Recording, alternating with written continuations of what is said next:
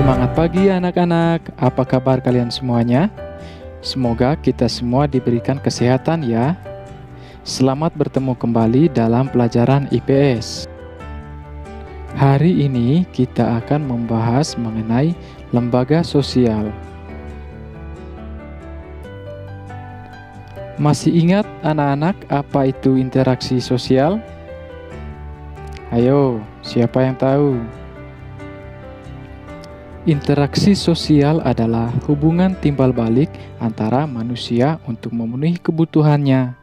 Manusia dikenal sebagai makhluk ekonomi atau Homo economicus karena manusia selalu ingin memenuhi kebutuhan.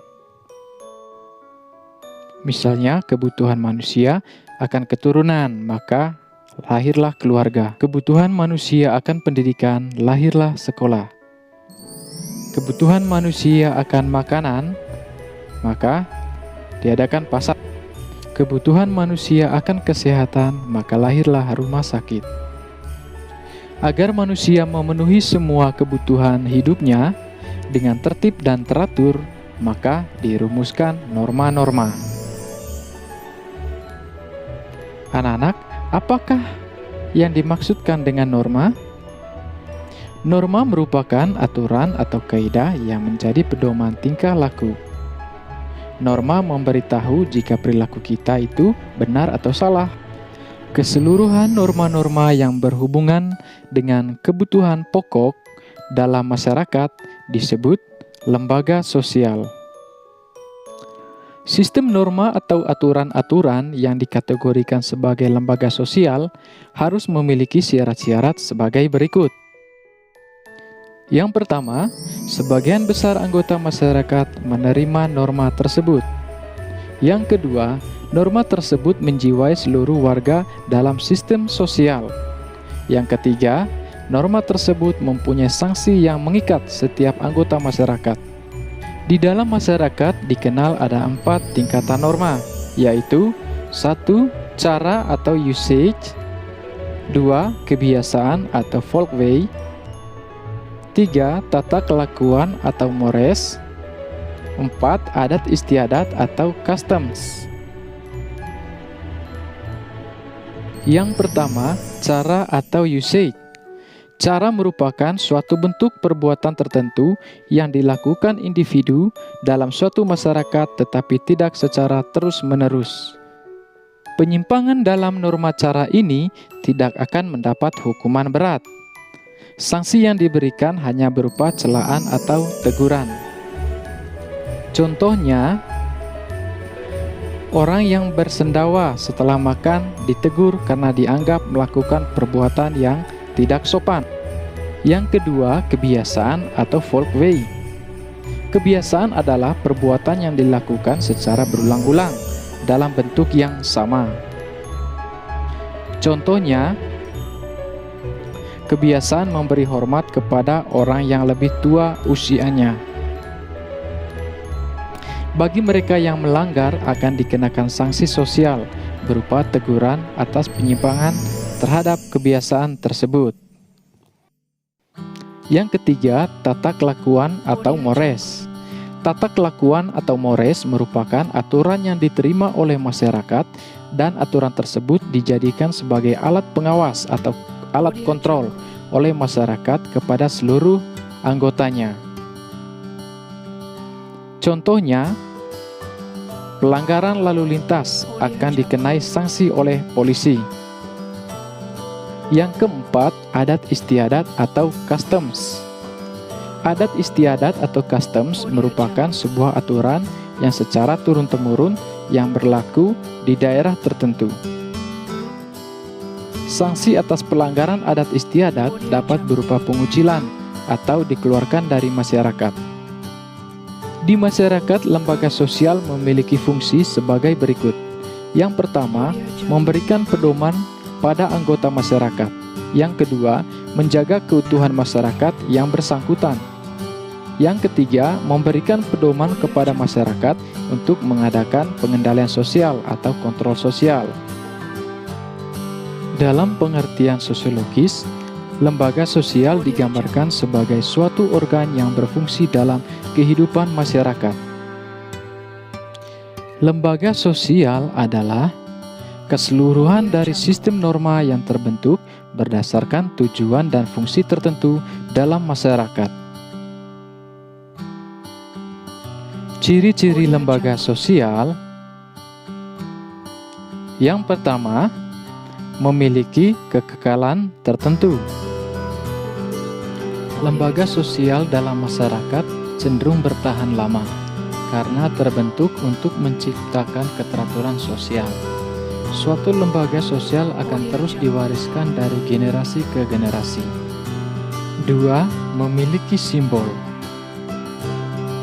Simbol difungsikan untuk mempermudah seseorang mengingat keberadaan lembaga, visi, dan misi tujuan yang hendak dicapai.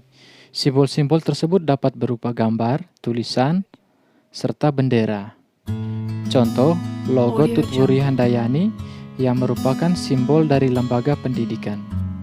3. Memiliki norma tertulis dan tidak tertulis. Contoh, lembaga pendidikan. Seperti sekolah, terdapat peraturan tertulis yang tercantum di dalam tertib. Sedangkan aturan tidak tertulis dalam sekolah, misalnya, sekolah harus menghormati guru. 4. Memiliki tujuan yang jelas. Contoh, lembaga pendidikan memiliki tujuan untuk mencerdaskan bangsa. 5. Memiliki alat kelengkapan. Lembaga sosial membutuhkan alat kelengkapan untuk mencapai tujuan. Contoh, TNI membeli berbagai alat utama sebagai sistem pertahanan sebagai tank, senjata, atau pesawat tempur. Yang terakhir, memiliki pola perilaku. Lembaga sosial terdiri atas norma, adat istiadat, kebiasaan, dan tata kelakuan yang tergabung dalam satu perilaku. Sebagai contoh, di sekolah terdapat norma dan tata kelakuan yang diberlakukan kepada seluruh warga sekolah. Lembaga sosial yang ada di masyarakat terbagi menjadi 5. Yang pertama, lembaga keluarga. 2. Lembaga agama. 3. Lembaga ekonomi. 4. Lembaga pendidikan. 5. Lembaga politik. Mari anak-anak kita bahas satu persatu lembaga sosial tersebut. Yang pertama, lembaga keluarga. Keluarga merupakan unit sosial terkecil dalam masyarakat yang terdiri dari ayah, ibu, dan anak.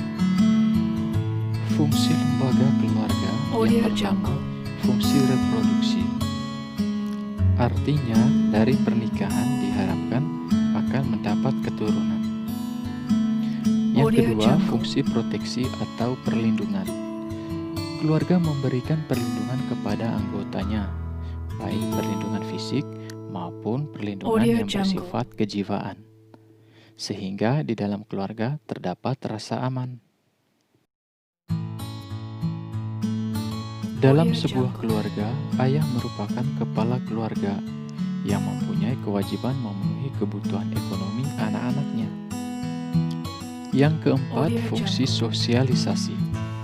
Keluarga dapat membentuk kepribadian anak agar menjalankan kehidupan yang sesuai dengan nilai dan norma masyarakat. Yang kelima, fungsi afeksi. Keluarga berfungsi untuk memberikan kasih sayang dan perhatian pada anak-anaknya. Yang keenam, fungsi pengawasan sosial. Keluarga saling kontrol atau saling mengawasi karena memiliki tanggung jawab dalam menjaga nama baik keluarga. Yang terakhir, fungsi pemberian status. Melalui lembaga perkawinan, seseorang akan mendapatkan status atau kedudukan yang baru di masyarakat. Yang kedua, lembaga agama. Lembaga agama adalah suatu sistem yang mengatur tingkah laku manusia yang berkaitan dengan kehidupan keagamaan. Fungsi lembaga agama yang pertama, sebagai pedoman hidup. Yang kedua, sebagai sumber kebenaran.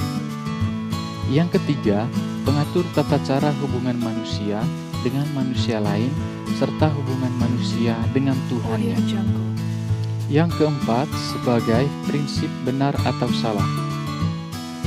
3. Lembaga ekonomi.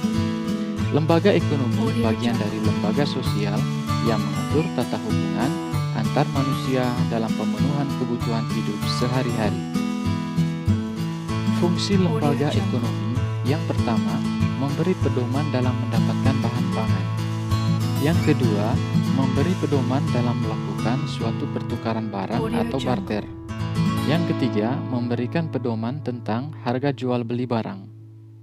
Yang keempat, memberi pedoman bagaimana menggunakan tenaga kerja, cara pengupahannya, dan cara pemutusan hubungan kerja. Yang keempat, lembaga pendidikan. Lembaga pendidikan adalah lembaga atau tempat berlangsungnya proses pendidikan yang dilakukan dengan tujuan untuk mengubah tingkah laku individu ke arah yang lebih baik melalui interaksi dengan lingkungan sekitar. Fungsi manifest lembaga pendidikan yang pertama, mempersiapkan anggota masyarakat agar bisa mencari nafkah. Yang kedua, mengajarkan peran dan tanggung jawab yang harus dilaksanakan dalam masyarakat. Yang ketiga, mengupayakan tenaga pembangunan yang terlatih, terdidik, dan terampil. Yang keempat, menanamkan nilai dan norma di lingkungan masyarakat. Fungsi laten lembaga pendidikan yang pertama, mengurangi pengendalian orang tua terhadap anak. Yang kedua, mengajarkan peserta didik untuk dapat bersikap kritis dan berpikir positif. 5. Lembaga politik. Lembaga politik adalah suatu sistem yang berkaitan dengan penyelenggaraan pemerintahan dan negara. Fungsi lembaga politik yang pertama, memelihara ketertiban di dalam negeri. Yang kedua, mengusahakan kesejahteraan umum. Contohnya, pengadaan dan distribusi pangan, sandang, papan, pendidikan, dan kesehatan. Anak-anak, sampai di sini dulu pembahasan materi kita tentang lembaga sosial. Mudah-mudahan anak-anak dapat memahaminya ya. Sampai berjumpa pada video pembelajaran selanjutnya.